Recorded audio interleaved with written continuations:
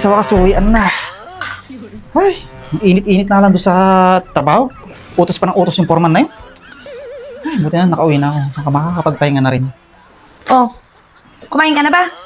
Hindi pa nga eh. Pagod na pagod ka? Oo. Ay, darling. Kuhanan mo nga ako ng inumin. Di pala ako nakainom kanina nung kumain ako ng tanghali. Nalimutan ko na. Abutan mo nga ako da. Oh. Darling, kanina tong mata ko parang nalagyan ng ng insekto. Hindi ko pa natatanggal eh. Kuhanin mo nga yung salamin.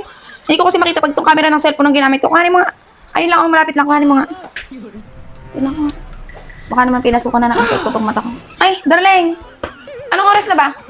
Nawala kasi itong time ng cellphone ko eh. Kuhanin mo nga yung relo ko. Titignan ko yung oras. Maka oras na naman ang saingan eh. Abot mo nga. Ito. Ah. Ang bilis palang dumilim ngayon ano. Alas 6 pa lang pala, madilim na. Ay, darling! Ano ba naman yan? Palubot na pala tong cellphone ko. Akin na. Yung charger. Akin na, i-charge ko. Bilis. Ito. Ayan. Oh. Huwag mong isipin yung utos ng boss mo.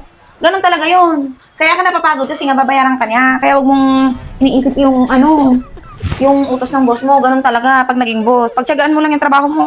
At least kumikita ka. Ano ka ba? Ay, darling! Kuhanin mo nga pala yung... Sumusobra ka ng babae ka, mas masahol ka pa ka foreman. Utos ka na utos. Di na ako nakapagpahinga. Anak ka ng pu. Anak ka ng pu.